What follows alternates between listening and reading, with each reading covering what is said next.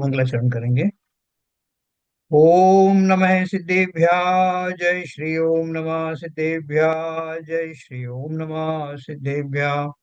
मंगलम भगवान वीरो मंगलम गौतमो गणि मंगलम कुंद कुंदाद्यो जयंधर्मोस्तु मंगलम। सर्वमंगल मांगल्यम सर्वकल्याणकारकम प्रधानम सर्वधर्माणां जैनम जयतु शासनम। जैनम जयतु शासनम जैनम जयतु शासनम।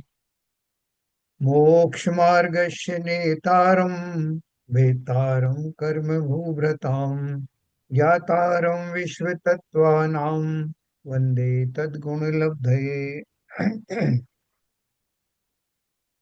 तत्व सूत्र नाम के ग्रंथ की चर्चा हम लोग कर रहे हैं, जिसके प्रथम अध्याय के तृतीय परिशिष्ट में सम्यक दर्शन की प्राप्ति के लिए किए जाने वाली जो क्रियाएं हैं वो क्रम पूर्वक किस तरह की जाती हैं, जिनसे कि ज्ञानियों को अब तक लाभ हुआ है और उन्होंने अपने अनुभव के आधार पर या शास्त्रों में जिन वाणी कथित जो देशनाएं हैं उनके माध्यम से जो बात हमें बताई है, उनको हम अपने अमल में लाने के लिए, क्रियान्वयन करने के लिए सरल भाषा में पढ़ रहे हैं।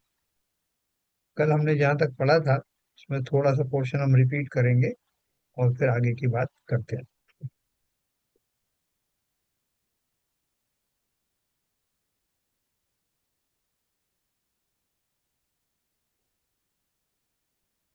देखिए, कल अपन ने ये बात की थी कि मेरा जो वर्तमान में मति ज्ञान है, वो मति ज्ञान इंद्रिय जन्य वस्तुओं, भोगों आदि के बारे में अब तक रत रहा, इन्वॉल्व रहा। मैंने सब इंद्रियों और मन को उसी ओर लगाया लगाया हुआ पाया, और उसमें मुझे कोई समस्या नहीं दिखाई दी, तो मैं उसी में लगा रहा। लेकिन जब मैंने विचार किया, ध्यान पूर्वक किया, जिनेन्द्र देव के द्वारा कथित देशनाओं के द्वारा इस मर्म को जाना कि मेरा उपयोग उस ओर नहीं है जिस ओर वास्तव में ज्ञानियों को होना चाहिए, या जिन्हें मोक्ष मार्ग की चाहत है उनका होना चाहिए, तो मैं सावधान हो गया। मैंने अपने उस इस बात को स्वीकार किया कि वास्तव में मेरा ध्यान अभी, मैंने बसमती ज्ञान का उपयोग सही दिशा में किया ही नहीं। जब मुझे ये रियलाइज हुआ, तो जो सत्समागम में पहले से कर रहा था वो शुष्क भाव से कर रहा था। मैंने कभी ये रिव्यू नहीं किया कि पढ़ जरूर रहा हूँ, लेकिन मेरा अंतर्मन तो मति ज्ञान के द्वारा उन विशेष सामग्री को जानने में, समझने में, उनके उपभोग करने में ही अब तक तन्मय रहा। जैसे ही ये बात समझ में आती है, तब उसका जो है वो क्रम बदल जाता है। ये कहते हैं ना, अब मेरा जो लाइफ स्टाइल बदल गई। तो लाइफ स्टाइल कैसे बदल गई अब, कि उसमें अब उस मत ज्ञान के संपूर्ण उपयोग को आत्म सम्मुख करने की दिशा में मैं प्रवृत्त हो गया। तो प्रवृत्त हो गया तो आगे की क्या दशा प्रकट हुई, ये अपन देखते हैं। इस निर्णय को जगत के सब संगी आत्मा कर सकते हैं। ये निर्णय लिया मैंने कि मैं अब अपने उस मति ज्ञान की दिशा बदल दूंगा। उसका जो उपयोग है, जिस कार्य में वो लग रहा था, वहां से हटाकर दूसरी दिशा में मोड़ दूंगा। ऐसा सभी संगी आत्मा कर सकते हैं। क्यों कर सकते हैं? क्योंकि इतना उनके पास ज्ञान है, इस लेवल का ज्ञान है। उनका मन इतना डेवलप हुआ है, सैनी पंचेंद्रिय है ना, तो उनका आत्मज्ञान उस पर्याय विशेष में जहाँ वो सैनी पंचेंद्रिय है, इतना डेवलप हो गया है कि वो इस निर्णय को कर सकते हैं। इसमें जोर अरे क्यों दिया? इससे इससे पहले पढ़ा हुआ था, ये तो पढ़ा नहीं मेरा क्या। है, ये पढ़ा ना कल, ऐसे अप्रगट रूप निर्णय हुए थे। वह अप्रगट रूप कार्य में लाता है, जो निर्णय किया था उनका फल प्रकट होता। ये कल पढ़ा था ना अपन। आप बोला ना कि पीछे से रिपीट करेंगे। अच्छा। तो ये बात मैंने दोबारा आपको समझाई नहीं। मति ज्ञान का जो शब्द आया था, ये पूरा चैप्टर, अध्याय, ये वाला जो पैराग्राफ था ना, सम्यक दर्शन के पूर्व श्रुत ज्ञान का अवलंबन के बल से आत्मा के ज्ञान स्वभाव को अव्यक्त रूप से लक्ष्य में लिया है, अब प्रकट रूप से लक्ष्य में लेता है, अनुभव करता है। आत्मा साक्षात्कार अर्थात सम्यक दर्शन करता है। वह किस प्रकार करता है? उनकी रीति यह है कि बाद में आत्मा की प्रकट प्रसिद्धि के लिए पर पदार्थ की प्रसिद्धि के कारणभूत, अब समझना यहाँ से, जो इंद्रिय और मन के द्वारा प्रवर्तमान बुद्धियों को मर्यादा में लाकर जिसे मति ज्ञान तत्व को, यानी मति ज्ञान के स्वरूप को आत्म सन्मुख किया है। ये मैंने इस पैराग्राफ के बारे में आपको बताया कि मैंने उस मति ज्ञान का क्या उपयोग किया था, ये हमने कल पढ़ा था। ठीक है, अभी और कुछ पूछना तो पीछे और भी चल सकते हैं, नहीं मैं नहीं तो नहीं, एक चलिए चलिए आगे। ऐसा अप्रकट रूप निर्णय हुए थे, वह अप्रकट रूप कार्य में लाता है। जो निर्णय किया था उनका फल प्रकट होता है। इस पैराग्राफ का मैंने आपको समरी बताई। तो बोल रहे हैं कि ऐसा निर्णय, क्या निर्णय करना, कि मेरा जो मति ज्ञान का प्रवाह पर पदार्थों पंचेंद्रिय के विषयों की ओर उन्मुख था, उसे अब वहां से हटाकर सही दिशा में आत्म सम्मुख करने का समय आ गया है, ऐसा निर्णय हमें करना है। तो उन्होंने फिर आगे लिखा है कि हमें करना है और हम कर सकते हैं। क्यों कर सकते हैं? क्योंकि हमारी वैसी सामर्थ्य है। क्यों सामर्थ्य है? क्योंकि हम संगी पंचेंद्रिय जीव हैं, अर्थात हमारा ज्ञान का लेवल जितना होना चाहिए वो इस पर्याय में प्रकट हुआ है। ये लिखा ना, इस निर्णय को, किस निर्णय को? कि मति ज्ञान को अब मैं सही दिशा में लगाऊं। इस निर्णय को जगत के सब संगी आत्मा कर सकते हैं। सभी आत्मा परिपूर्ण भगवान ही हैं। इसलिए सब अपने ज्ञान स्वभाव का निर्णय कर सकने में समर्थ हैं। है ना, हमें ढाढ़स बंधाया, हमें हिम्मत दिलाई, और हमें कहा गया है कि तुम किसी से कम हो नहीं। जो योग्यता चाहिए है पर्याय की, सेनी पंचेंद्री होने से, वो एक बहुत बड़ा जो है, बड़ी योग्यता तो, पात्रता तो अपने आप प्रकट हो गई। बाकी की जो योग्यता उसके बाद में चलती है, वो योग्यता भी हमारे पास है, जिनका जिक्र अपन करें। इसलिए सब अपने ज्ञान स्वभाव का निर्णय कर सकने में समर्थ हैं। जो आत्महित करना चाहता है उसे वह हो सकता है, किंतु अनादि काल से अपनी चिंता नहीं की है। अरे भाई, तू कौन वस्तु है, यह जाने बिना तू क्या करेगा? पहले इस ज्ञान स्वभाव आत्मा का निर्णय करना चाहिए। इसके निर्णय पे होने पर अव्यक्त रूप से आत्मा का लक्ष्य हो जाता है, और फिर पर के लक्ष्य से तथा विकल्प से हटकर स्व का लक्ष्य पूर्ण स्वरूप की प्रतीति अनुभव रूप से प्रकट करना चाहिए। क्या बोला उन्होंने? दो पार्ट में काम करो। दो पार्ट कौन कौन से हैं? कि आप मुझे, एक तो ये रियलाइजेशन हो कि मैं आत्महित करना चाहता हूँ, लेकिन अनादिकाल से मैंने इस ओर ध्यान नहीं दिया, नंबर वन। फिर दूसरा बोल रहे हैं कि ये जो मैं जो आत्मा हूँ, उसको मैंने अब तक जाना नहीं, उस पर ध्यान नहीं दिया। पहले इस ज्ञान स्वभाव आत्मा का निर्णय करना चाहिए। क्या जानना, निर्णय करना चाहिए? दो दो चीज अभी यहाँ आई हैं। पहला तो ये कि मैंने अब तक अपना आत्महित नहीं किया। इससे अर्थ क्या निकलता है? कि मैं आत्मा हूं, उसका हित नहीं किया। और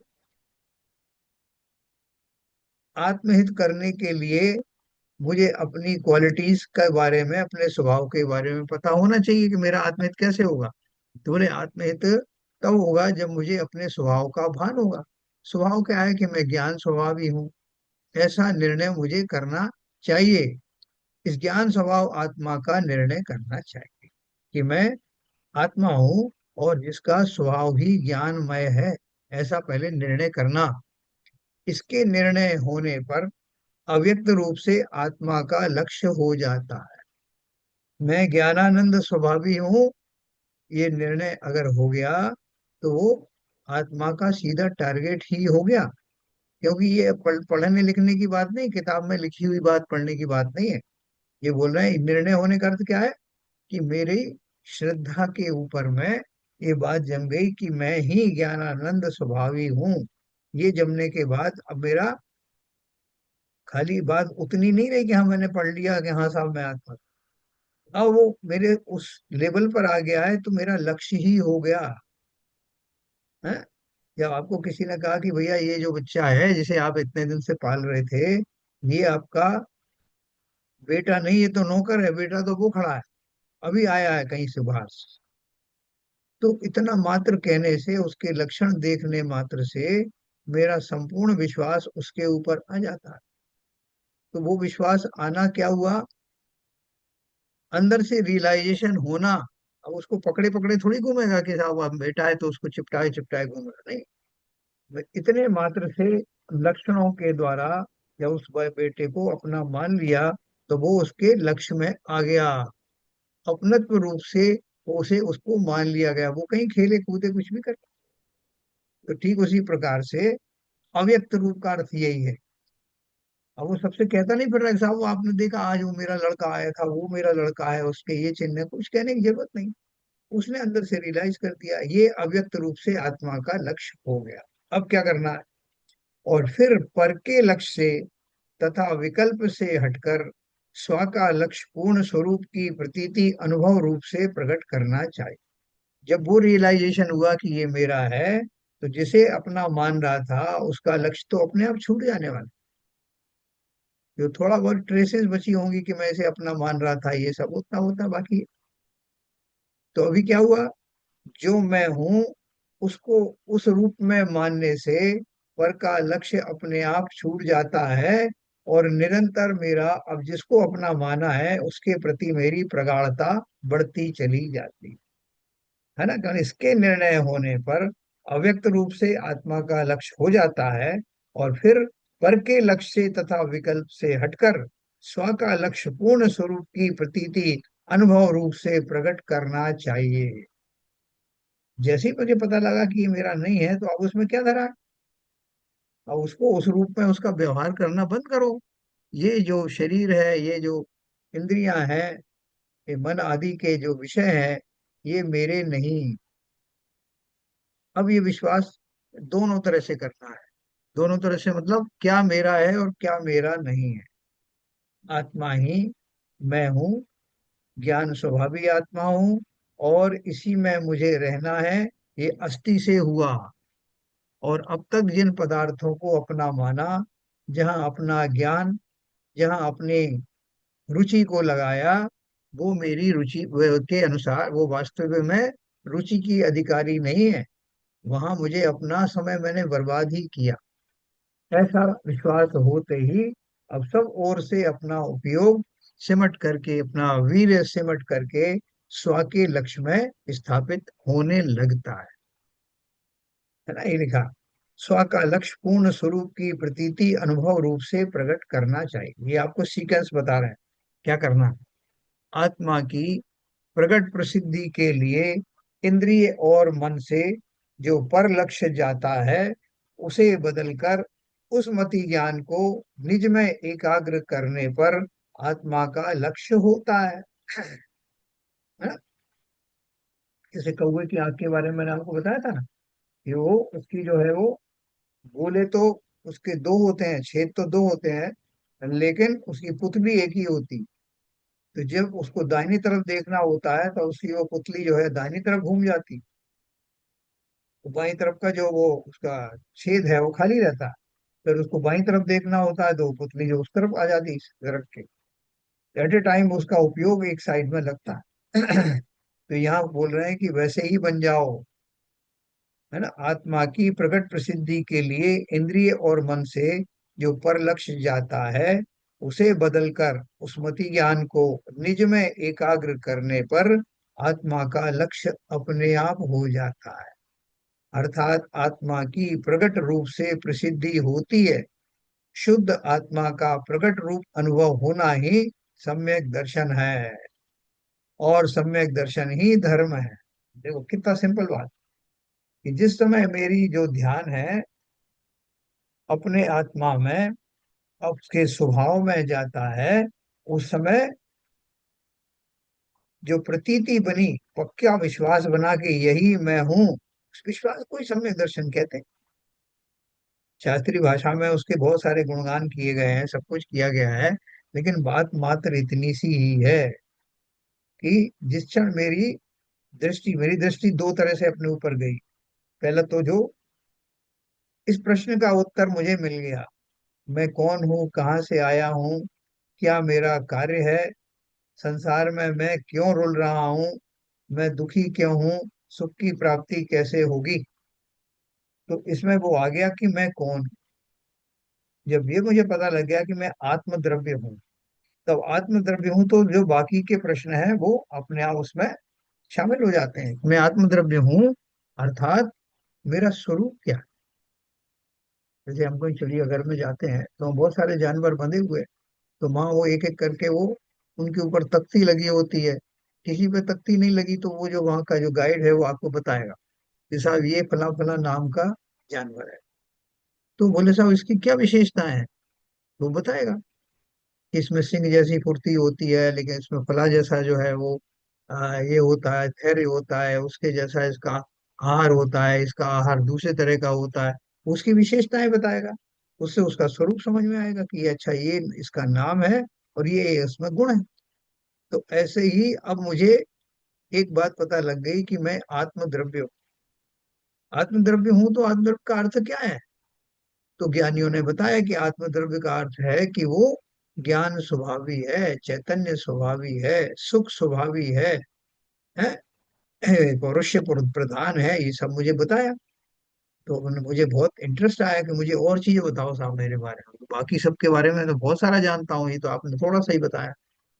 तो जब बताना शुरू किया तो मैं एक पिपासु की तरह, जैसे वो होता है ना वो चातक नाम का जो जीव होता है, वो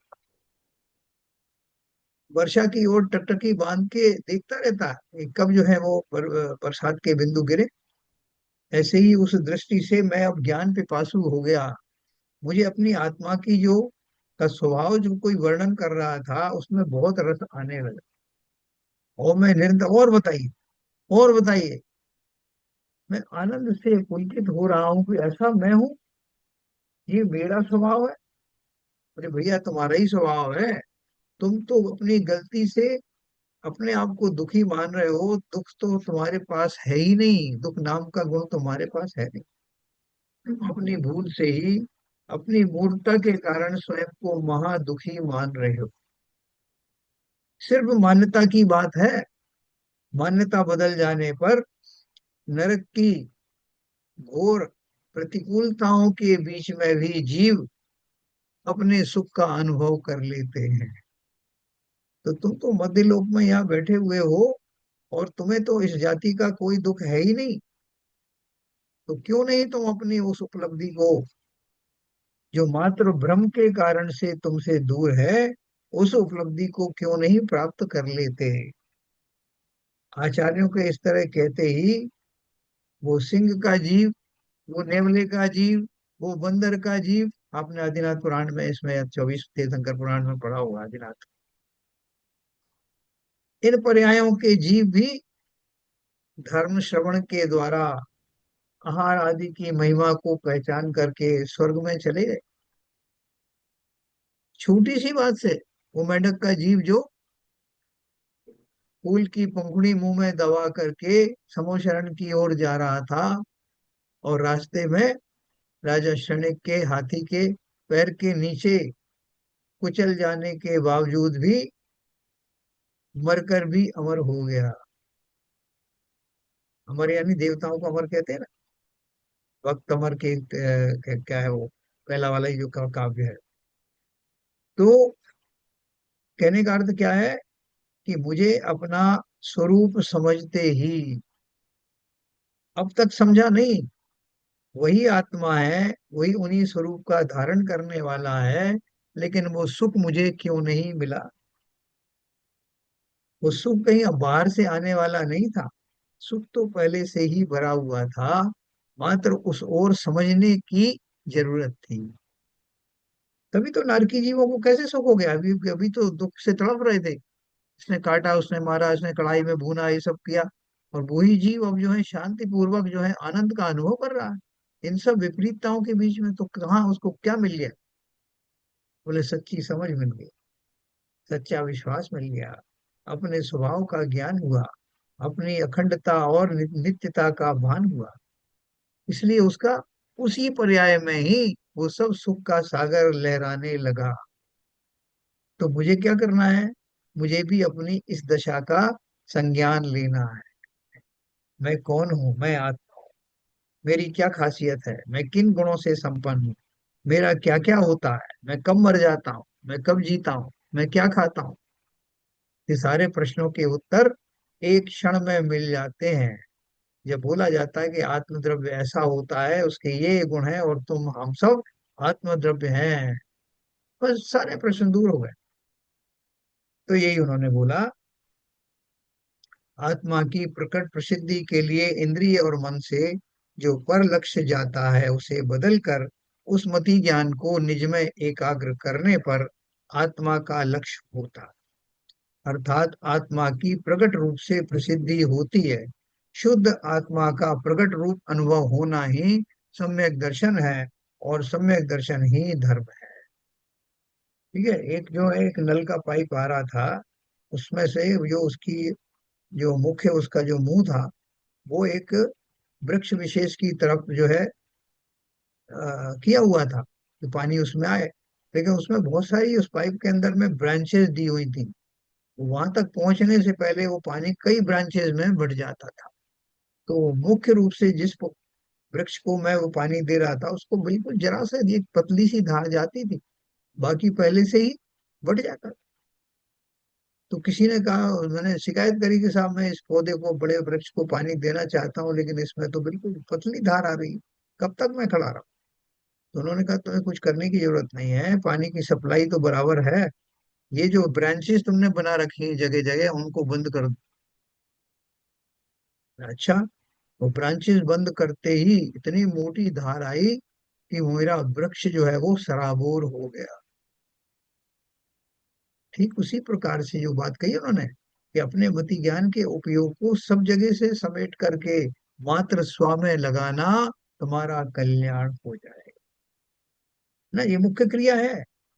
देखो, हम वास्तव में बहुत अपना समय बर्बाद करते हैं, और चीजों में कितना इंटरेस्ट लेते हैं। जगत की चीजों में इतना इंटरेस्ट मत लो। कहीं ऐसी भूमिका बस थोड़ी बहुत बातचीत आए तो थोड़े बहुत इन्वॉल्वमेंट हो जाओ, खत्म करो। लेकिन मुख्य मेरा काम क्या है? जैसे मैंने आपसे कहा ना कि कोई अपन नॉवेल पढ़ते थे पहले, तो किसी ने हवाई लगाई तो उसमें निशान लगा के चले जाते थे, वो काम करके, और अंदर से रुचि लगी कब ये काम खत्म हो और वो नॉवेल फिर से शुरू करूं। ऐसे ही अपनी दैनिक जीवन में, अपने दैनिक कार्यों में भी बाकी लौकिक चीजों में इतना इंटरेस्ट मत लेना। अपना काम किया, अपनी भूमिका के अनुसार थोड़ा बहुत किया, उसमें उतना इंटरेस्ट मत लेना, ये किसके काम है? तो संसार में अनेक जीव अनंत काल से कर रहे हैं, इनसे क्या होने वाला?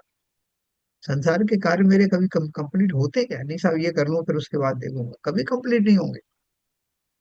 उनमें उतना ही रखो जितना आपको उस पर्याय में की भूमिका निर्वाह करने में, उस औपचारिकता को निर्वाह करने में जरूरत है।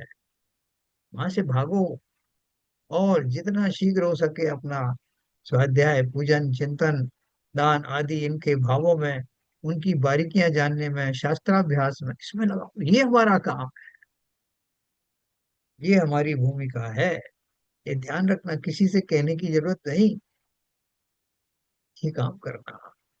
अपना जो जितना आप कर सकते हो उतना थोड़ा है ना। 80% से शुरू करके 90% तक, 95% तक अपना इसमें लगाओ। बाकी काम तो हमने अनंत भवों से किए, आज तक पूरे हुए नहीं। नहीं तो आपको ये काम करना है, समाज की सेवा करना है, आपको फलाना काम दिया था वो करना है, आपको ये किताब लिखना था, आपको जो समाज में इतने इतने जो कार्य थे वो करना है। हाँ ठीक है भैया, थोड़ा बहुत जो करना है कर, लेकिन वो मेरे मुख्य काम नहीं। ये भरपूर मन में रखना, जितना रस मैं बाह्य चीजों का ले रहा हूँ, उसका 50% भी अगर मैंने अपने में लगा दिया तो कल्याण हो गया। बाकी फिर तो मैं निरंतरता से भर जाऊंगा। लेकिन ये बहुत सीरियसली लेना, इस पर्याय के बहुत थोड़ा समय बचा है।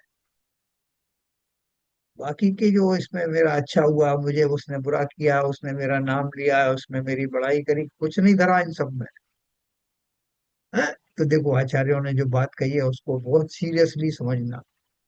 थोड़ी सी सांसें बची हैं, सांसों से आयु होती, कौन सी सांस अंतिम सांस हो पता नहीं। इसलिए भरपूर उन सांसों का लाभ लेना। तो वो बोल रहे हैं कि धर्म के लिए पहले क्या करना चाहिए। अब वो चेला जो है थोड़ा सीरियस हुआ। तो उसने बोला कि साहब मेरे को सीक्वेंस बताओ।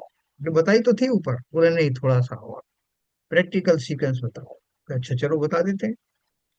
कई लोग कहा करते हैं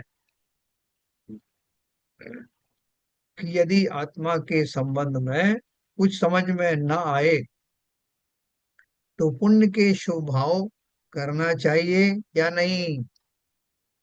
तो वो चेला पूरी क्लैरिटी जानना चाहता है। साहब आप तो आप बिल्कुल मुझे जो पूछता हूँ बताओ। बोले हाँ पूछो। बोले कि अगर आत्मा के बारे में, मैं आत्मा हूँ, मेरे ये गुण है, मेरे अभी समझ में नहीं आ रहा है। तो अगर समझ में नहीं आ रहा है तो क्या मैं जो शुभ भाव आदि हैं, पूजन पाठ आदि है, धार्मिक अनुष्ठान आदि हैं, ऐसे काम अभिषेक आदि हैं, उनमें जिनमें शुभ पुण्य आदि का बंध होता है, ऐसे शुभ भाव करूं या नहीं करूं। इसका उत्तर यह है कि पहले आत्म स्वभाव को समझना ही धर्म है। धर्म से ही संसार का अंत आता है। शुभ भाव से धर्म नहीं होता और धर्म के बिना संसार का अंत नहीं होता। धर्म तो अपना स्वभाव है, इसलिए पहले स्वभाव ही समझना चाहिए। है? वो बार बार के इसी बात पे जोर दे रहे हैं कि भैया आत्मा के बारे में कुछ समझ नहीं आएगा, ये हो नहीं सकता। क्योंकि आत्मा तो तुम स्वयं हो ना। तुमसे कोई पूछे कि भैया तुम बड़े शरीर के माध्यम से पूछे कि तुमको क्या खाना अच्छा लगता है, क्या पीना अच्छा लगता है, किसमें तुम्हें आनंद आता है, तो तुम्हें नहीं पता क्या ये बात। कि साहब फलाने से पूछो कि मुझे क्या अच्छा लगता है, ढिमके से पूछो वो बताएगा। अरे तुम्हारी बात तो तुम जानते हो ना। तो ठीक उसी प्रकार से उन्होंने बोला कि आत्मा के संबंध में कुछ समझ में नहीं आया। बोले ये तो समझ में आएगा ना कि तुम कौन हो। जब शरीर के माध्यम तो तुम समझ सकते हो कि मैं फला नाम का आदमी हूँ, मैं यहाँ रहता हूँ वहां रहता हूँ। तो जो आत्मा है, आत्मा के स्वभाव के बारे में सब जगह चर्चा की हुई है ना। उसको अपने में घटित करके देखो ना। आत्मा तुम वैसे ही हो। लेकिन वो शिष्य फिर भी कहता है यदि स्वभाव समझ में ही नहीं आए तो क्या करना चाहिए। और यदि उसके समझने में देर लगे तो क्या अशुभ भाव करके दुर्गति का बंद कर लेना चाहिए। क्योंकि आप शुभ भावों से धर्म होना तो मानते नहीं, उसका निषेध करते हैं। देखो शिष्य ने बिल्कुल ब्लंट क्वेश्चन पूछा कि आपने शुभ और अशुभ को बिल्कुल निगलेक्ट कर दिया।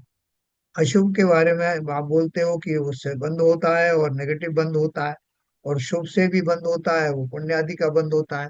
तो आपने दोनों का मना कर दिया, और खासतौर से आप पुण्य के पीछे पड़े रहते हो।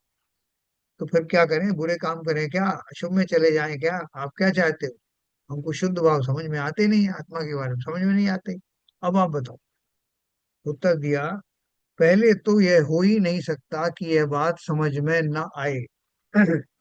हाँ यदि समझने में देर लगे तो वहां निरंतर समझने का लक्ष्य मुख्य रखकर अशुभ भावों को दूर करके शुभ भाव करने का निषेध नहीं है। देखना क्या सीक्वेंस बताइए। समझने में यदि देर लगे तो तब तक क्या करें। अशुभ में तो बिल्कुल जाने नहीं।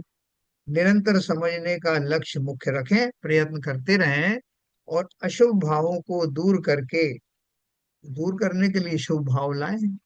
पूजन पाठ आदि मैं किस लिए करता हूँ कि मैं कहीं अशुभ में ना चला जाऊं, इसलिए शुभ करता हूँ। तो वो आप कर रहे हो, ठीक कर रहे हो। शुभ भाव करने का, अशुभ भावों को दूर करके शुभ भाव करने का निषेध नहीं है, किंतु मिथ्या श्रद्धा का निषेध है। यह समझना चाहिए कि शुभ भाव से कभी धर्म नहीं होता है। ये तो मन में रखो ना। क्यों मन में रखो। अगर वो आप नहीं रखोगे तो वो शुभ को ही शुद्ध मान करके वहीं ठहर जाओगे। इसलिए आपको बताया जा रहा है कि भैया देखो ठीक है, जब तक आपको समझ में नहीं आ रहा है तब तक आप जो है अशुभ से बचते रहिए। आप थोड़ी कमाना है, लेकिन ध्यान रखना कि ये शुभ तुम्हारी मंजिल नहीं है। वो तो एक स्टॉप गैप अरेंजमेंट है, बीच की स्थिति है। मैना सुंदरी ने वो सिद्ध चक्रमंडल का विधान किया, पाठ कराया। क्यों कराया? धर्म हो जाएगा क्या उससे? या कोड़ीपति का जो कोड़ दूर हो जाएगा क्या उससे?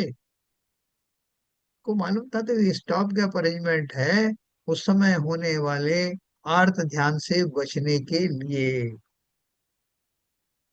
और कालांतर में उसके माध्यम से उन शुभ भावों के बैकग्राउंड के बाद में जिन जीवों को वस्तु स्थिति समझ में आएगी, वो उसका एडिशनल लाभ होगा। तो शुभ भावों का या शुभ कृत्यों का की मनाही ऐसी नहीं है कि उन्हें करने से कोई दिक्कत आ रही। वो बोल रहे हैं उनको धर्म मान लेना वास्तव में नुकसानदायक है। जैसे लोग जो प्रतिमाएं आदि धारण करते हैं ना, तो बिना सम्यक दर्शन के प्रतिमाएं धारण, प्रतिमाएं या व्रत या अनुव्रत या महाव्रत होते नहीं। तो फिर भी ये कहा है मोक्ष मार्ग प्रकाशक में कि जब तक सम्यक दर्शन नहीं होता तब तक क्या निठल्ले बैठे रहें? क्या कोई आचरणों में परिवर्तन नहीं करें? उन्होंने कहा नहीं, बिल्कुल करिए आप। जो व्रत नियम उपवास आप कर सकते हैं वो करिए, लेकिन ये ध्यान रखना कि ये मान के चलना कि ये सम्यक दर्शन की एब्सेंस में वास्तविक नहीं है। ये मान्यता नहीं रखोगे तो वास्तविक तक पहुंचोगे कैसे? इतनी भर बात है। इसको लोगों ने तरह तरह से कहा कि देखो साहब, ये तो शुभ को भी नहीं मानते, ये पूजन पाठ करने की मनाही करते हैं, ये व्रत प्रतिमाएं धारण करने की मनाही करते हैं। मनाही नहीं है, जब तक वो वास्तविक ना हो जाए तब तक इनसे काम तो चल रहा है, लेकिन वास्तविकता का लक्ष्य जरूर बना के रखना। वो नहीं रखा तो तुम वहीं जाके रह जाओगे, नौ में ग्रेवक से भी टिमाई जा करके टूरिंग करते रहोगे, आते जाते रहो। ये समझना चाहिए कि शुभ भाव से कभी धर्म नहीं होता, है ना। क्या लिखा है उन्होंने? यदि समझने में देर लगे तो वहां निरंतर समझने का लक्ष्य मुख्य रखकर अशुभ भावों को दूर करके शुभ भाव करने का निषेध नहीं है, किंतु मिथ्या श्रद्धा का निषेध है।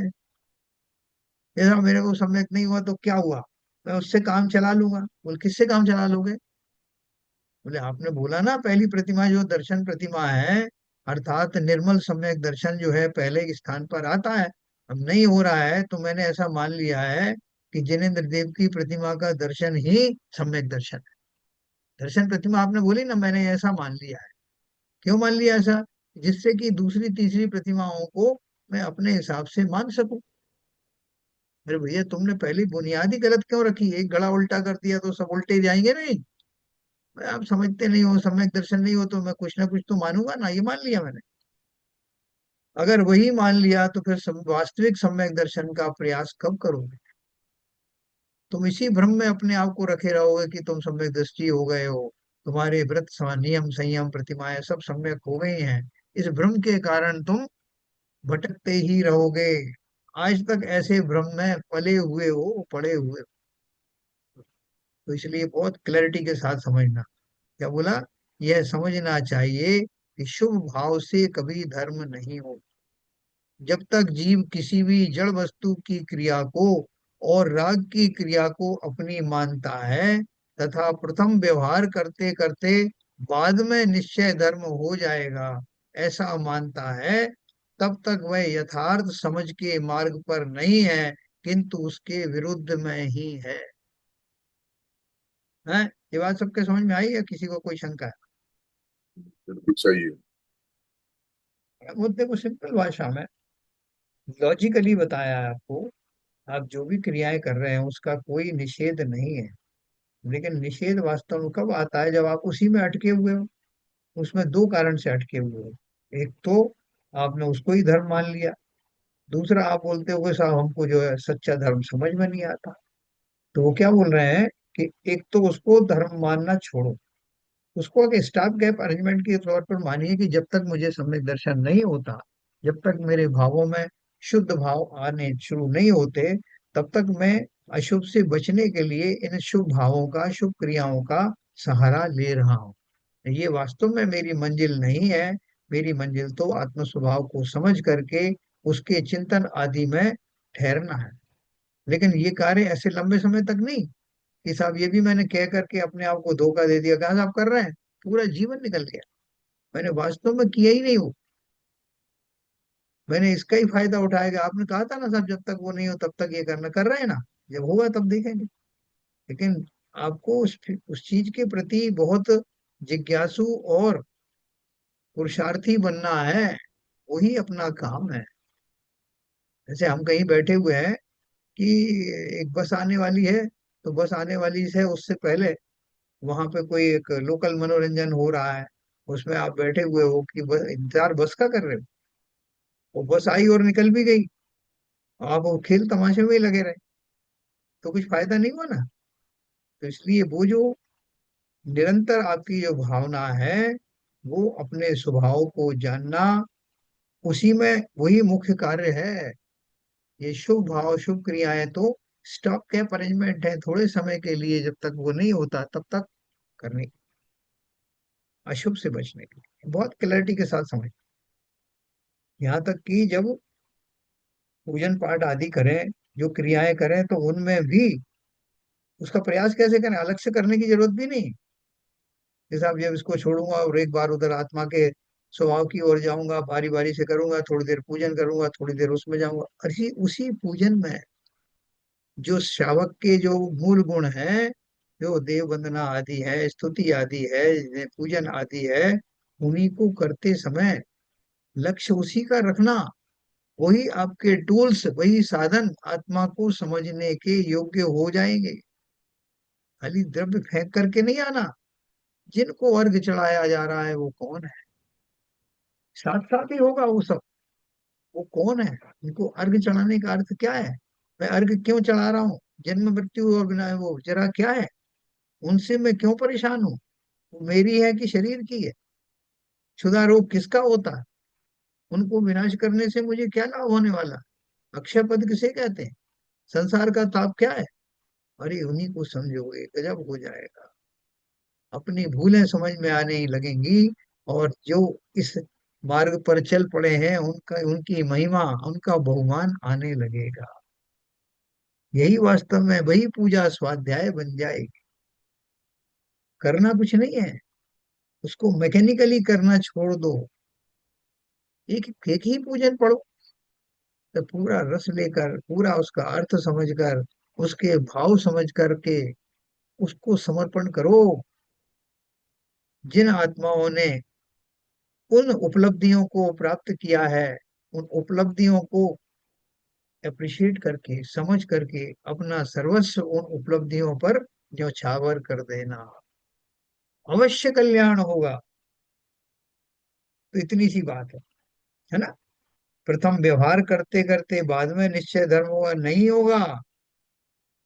हजारों लाखों अनंत भवों से मैंने ये पूजन की सामग्रियां चढ़ाई, मैंने वो सब कुछ किया जो अब भी कर रहा हूँ, इससे भी ज्यादा किया, लेकिन फिर भी संसार में अब तक डटा हुआ हूँ, ये प्रमाण है कि मैंने सही दिशा में कार्य नहीं किया।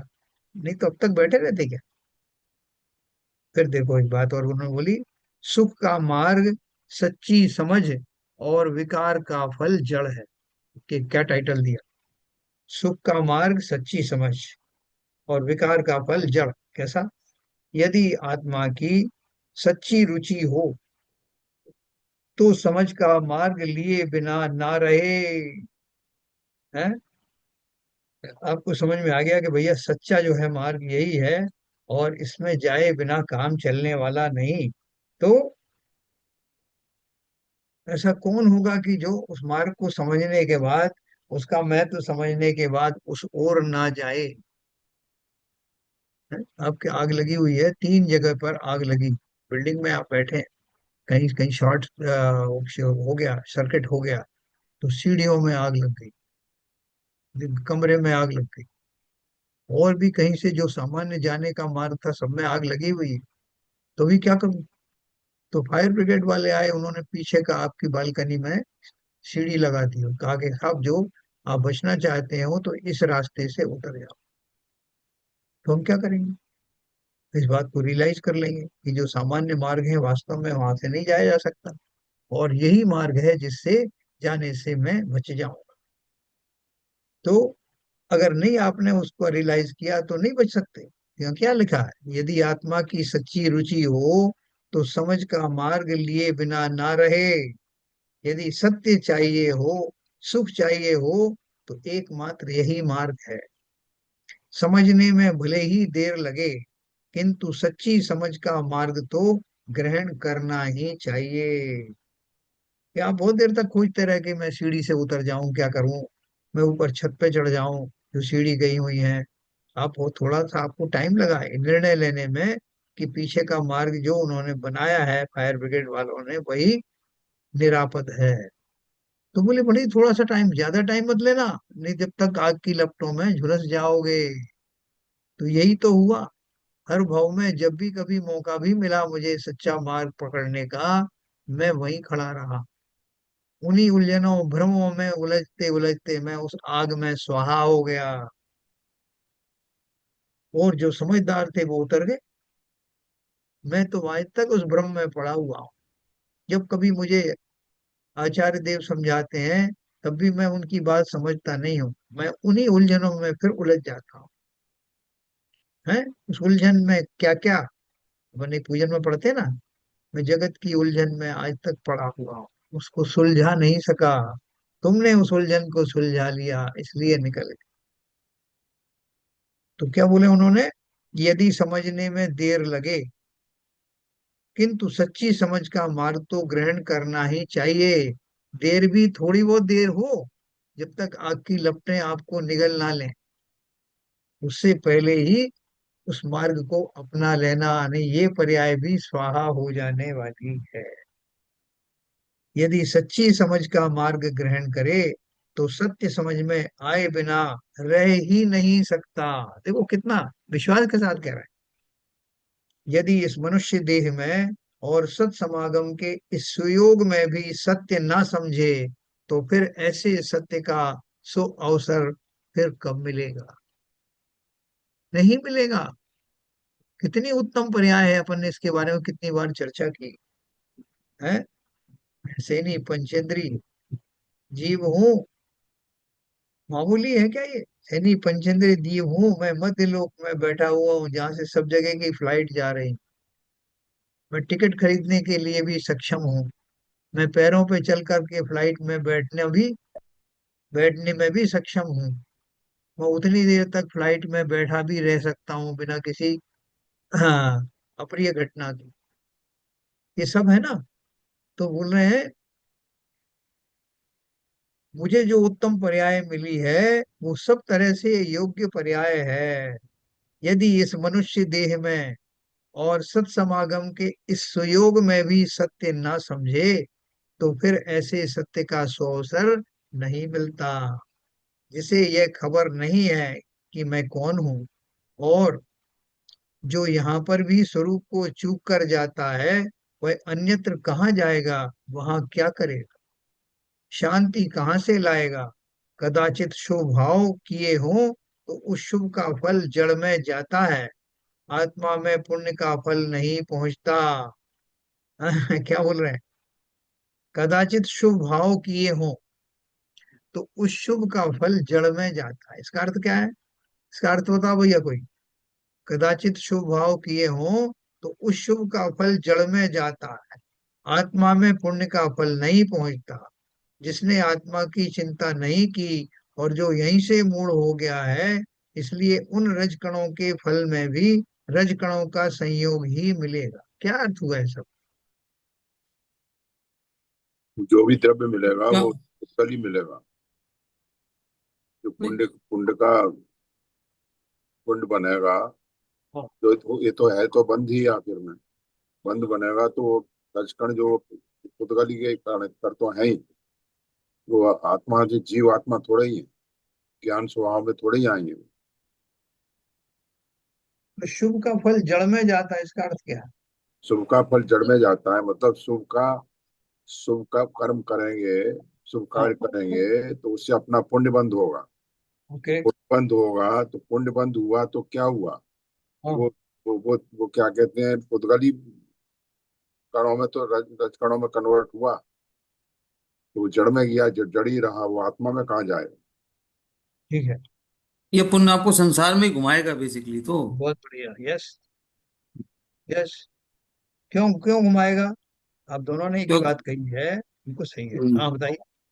तो पुण्य, क्योंकि ये पुण्य जब आपको पुण्य से वापस आपको पुण्य के कर्म होंगे, फिर आपको कुछ फल मिलेगा। आप उसको, हो सकता है उसमें भोगने की शक्ति रही हो सकता है उसमें दान करने की शक्ति रही हो। तो भोगेंगे तो भी पाप कर्म में जाएगा, और पुण्य करेंगे तो फिर पुण्य कर्म बनेगा। तो ये तो चक्कर चलता ही जाएगा। तो बहुत संसार बढ़िया। से कब निकलोगे? दोनों ने बिल्कुल सही दो बात कही है कि जड़ का अर्थ यही है कि वो या तो शरीर के लिए जो है भोग्य सामग्री के रूप में उन अघातिया कर्मों में, पुण्य प्रकृतियों में कन्वर्ट होगा। तो वो सारी प्रकृतियां रजकण ही है ना, कर्म तो सारे पौद्गलिक ही हैं। और उनसे जो स्थिति बनेगी, प्रसंग बनेगी, वो भी भौतिक सुखों वाली प्रवृत्ति बनेगी। वो जो इंद्रिय के भोग आदि हैं वो सब भी जड़ ही हैं। वो कर्म भी जड़ है, उनके फलस्वरूप मिलने वाली सामग्री भी जड़ है। उनको भोगने के जो भाव हैं, वो भाव भी स्वाभाविक भाव नहीं है। तो इसलिए आपका नुकसान ही नुकसान है, लाभ बिल्कुल है नहीं। कदाचित शुभ भाव किए हों तो शुभ का फल जड़ में जाता है, आत्मा में पुण्य का फल नहीं पहुंचता। है ना? सही कहा आपने। जिसने आत्मा की चिंता नहीं की और जो यहीं से मूड हो गया है, इसलिए उन रजकणों के फल में भी, कौन से रजकण? वो पुण्य आदि प्रकृतियां, वो जो कर्म है, रज धूल है, धूल मिट्टी ही है ना? तो उन रजकणों के फल में भी रजकणों का संयोग ही मिलेगा। यानी फिर आपने पुण्य किए, फिर पुण्य का बंद हो गया, फिर पुण्य बंद हो, फिर भोगा, और उनमें पाप भी बंद होता है। बहुत सारे पुण्य ऐसे होते हैं कि जिनके भोगने पर फिर पाप बंद होता है। ज्यादातर तो ऐसे ही होता है। पापानुबंधी पुण्य होते हैं कि आपने माना, आपको जो आप चक्रवर्ती राजा बन गए, आप दूसरे राजा बन गए, फिर आपने उसको भोगों को भोगा, और सब नियम से उन भोगों का जो भोगना है वो पाप बंद का कारण होता है ना? ये चक्र को समझना, फंसना मत। इसलिए वो चक्रवर्ती के लिए बोला ना, जो बीज राख फल भोग बे ज्यों किसान जग माए। मतलब वो चक्रवर्ती भी बहुत ध्यान रखता है कि जिन कारणों से चक्रवर्ती पद मिला है, उस धर्म रूपी बीज को भूलता नहीं।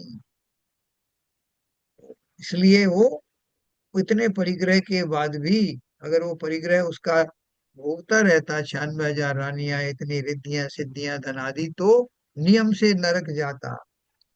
लेकिन वो ज्ञानी भी है, वो समझ गया कि इसको यहीं छोड़ के जाना है।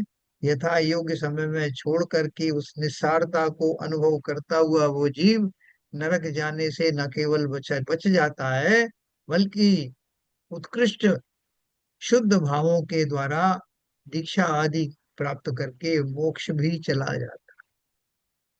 ये सब हमको जो प्रथमान योग की कहानियां, चरणान योग के जो उपदेश, करणान योग की स्थितियां और द्रव्यान योग का विषय, सब मिला करके एक ही संदेश देते हैं कि भैया, भ्रम में मत पड़ो। यह जन्म हुआ किस अर्थ आओ, समझो जिससे यह व्यर्थ ना हो। कुछ तो उपकार करो मन का, नर हो न निराश करो मन। है ना? मैथिली शरण गुप्त ने लिखा है, नर हो न निराश करो मन। कुछ काम करो, कुछ नाम करो, जग में रहकर कुछ काम करो। क्या काम करना है? जग का काम नहीं, जग में रहकर मुझे अपना काम करना है। जग के काम बहुत बार किए हैं। नहीं साहब, वो मैं तो अभी बड़े काम में लगा हुआ हूँ। मैंने एक ट्रस्ट बनाया हुआ है और मैं लोगों को की सेवा करता हूँ, मैं इनको ये पुण्य करता हूँ, मैं गरीबों को ये देता हूँ, उसको ये देता हूँ। असली का तो धर्म ये मैं कर ही रहा हूँ। ये कोई धर्म नहीं है। ये पुण्यादि के भाव आपके थोड़े बहुत जो है, जब आप अपने आत्म स्वभाव से थोड़े बाहर आ गए हो, किसी कारण से आपका मन उसमें पूरा नहीं लग रहा है, तब ये छोटे छोटे साइड वर्क है, ये मुख्य कार्य मत समझ लेना इनको। इस भ्रम में मत रहना कि आपको मोक्ष दिला दें। अरे साहब क्या बात कर रहे हो, हम तो आरती भी ऐसे पढ़ते हैं जो तन्मय होकर के, आपने देखा नहीं शाम को मैं क्या नृत्य करता हूँ, क्या भाव करता हूँ, कितने लोगों को दान देता हूँ, कितने लोगों को वस्त्र बांटता हूँ, आप उसको कोई क्रेडिट ही नहीं दे रहे हो। भैया उनकी जितनी क्रेडिट है वो क्रेडिट मिल भी जाएगी तो संसार में ही रहोगे।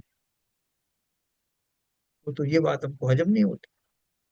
हमने अपना उसी को मुख्य मान रखा है। तो जैसा इन्होंने कहा कि वो तो जब मुझे, जैसे सातवें गुण स्थान में जब जीव ज्यादा देर टिकता नहीं है तो वो छठे गुण स्थान में आता है और वहां पे शुभ क्रियाएं करता है। तो वो, मगर वो तुरंत वापस जाना चाहते हैं, उन्हें वो छठवां गुण स्थान पसंद नहीं आता। ठीक उसी प्रकार से हम सब अब वो समझ गए हैं कि ये सारी क्रियाओं को मैं जो ब्रह्म मानता हूँ कि सावधान करूं, मैं पूजन आदि करूं, मैं इसका उपकार करूं, मैं एनजीओ खोल लिया, मैंने इसकी मदद कर दी, वो एक मजबूरी में करने योग्य कार्य हैं। उनको मुख्य कार्य मत मानना। मुख्य कार्य तो मैं हूं और मेरा आत्मा है। मैं ही आत्मा हूँ, मेरा आत्मा क्या है ना। गुण और गुणी एक ही है। ऐसे भावों का चिंतन जितना कर सकते हो उतना लाभदायक है। जब किसी कारण से नहीं कर पाऊं, मेरा मन थोड़ा उछट गया है अभी थोड़ा, तब वो जो छोटी मोटी जो चीज है जिन्हें आप बड़ी उपलब्धि मान रहे थे, उन्हें वास्तव में धर्म के मार्ग में छोटे मोटे कार्य कहा जाता है। उनसे बहुत प्रसन्न मत होना। मैं ये काम कर रहा हूँ साहब, मैं बना रहा हूँ, मैं फला कर रहा हूँ, मैंने मंदिर का निर्माण करवाया, मैंने धर्मशालाएं बनवाई, मैंने लोगों के लिए प्याऊ बनवाई। ये सारी क्रियाएं ये लोग अप्रिशिएट करते हैं, किनके लिए करते हैं? जो पाप में अब तक लगे हुए थे, वहां से हट करके उस धन का उपयोग थोड़े सत्कृत्यों के लिए कर रहे हैं। लेकिन ये मेरा मुख्य कार्य नहीं है। अपने मन मंदिर को बनाओ मंदिर है, अपने देह देवालय को स्थापित करो, क्योंकि उसमें भगवान स्वरूपी मैं विराजमान हूँ। उसकी तो सुध ले नहीं रहे और बाकी चीजों में इतना इंटरेस्ट ले। बिल्कुल ध्यान रखना, वो सारी क्रियाएं भले ही हमारे जीवन में कुछ भूमिकाओं में आती हैं, लेकिन उन्हें मुख्य भूमिका मत मानना। जो मुख्य मेरा कार्य है सब जगह से निपट करके उसमें आना। मैं इधर उधर से आता हूँ, थोड़ी देर रेस्ट कर लेता हूँ, थोड़ी देर से लेट जाता हूँ। तो यहाँ क्या करना है? उन सब से हट करके अपने नित्य निरंजन आत्मा में डुबकी लगाना, वही मेरा मुख्य कार्य है। फ्रेश हो गया मैं फिर से। इस बात को बहुत अच्छे से समझना, क्योंकि यही मेरा मुख्य कार्य है। तो इसलिए उन्होंने क्या लिखा है, तुम्हारा समय हो गया। जिसे यह खबर नहीं है कि मैं कौन हूं, और जो यहाँ पर भी स्वरूप को चूक कर जाता है, वह अन्यत्र जहां जाएगा वहां क्या करेगा, शांति कहाँ से लाएगा। कदाचित शुभ भाव किए हो तो उस शुभ का फल जड़ में जाता है, आत्मा में पुण्य का फल नहीं पहुंचता। जिसने आत्मा की चिंता नहीं की और जो यहीं से मूड हो गया है, इसलिए उन रजकणों के फल से भी रजकणों का संयोग ही मिलेगा। उन रजकणों के संयोग में आत्मा का क्या लाभ है? आत्मा की शांति तो आत्मा में ही है, किंतु उसकी चिंता की नहीं है। अपन ये पैराग्राफ फिर से पढ़ेंगे कल। ये बहुत सरल भाषा में लिखा हुआ, आपको उद्बोधन करने के लिए, झकझोरने के लिए पर्याप्त है। इसकी चर्चा अपन कल करेंगे। ठीक है सर। तो समय हो गया। संजय प्रकाश जी, जिनवाणी स्तुति। माता तो दया करके करे मोह से छुड़ा देना, इतनी सी विनय तुमसे चरणों में जगह देना। माता में भटका हूँ माया के अंधेरे में, कोई नहीं मेरा है इस कर्म के रेले में। कोई नहीं मेरा है, तुम्हें धीरे बंधा देना, माता तू दया करके करे मुँह से छुड़ा देना। जीवन के चौराहे पर मैं सोच रहा कब से, जाऊं तो किधर जाऊं, यह पूछ रहा मन से, पथ भूल गया हूँ मैं, तू मेरा है दिखा देना, माता तू दया करके करीमों से छुड़ा देना। लाखों को उबारा है, मुझे को भी उबारो तुम, मझेदार में नैया है, उसे को भी तिरा दो तुम, मझेदार में अटका हूँ, उसे पार लगा देना, माता तू दया करके करीमों से छुड़ा देना, इतनी सी विनय तुम्हें से चरणों में जगह देना। जिनवाणी माता की जय। जय जय।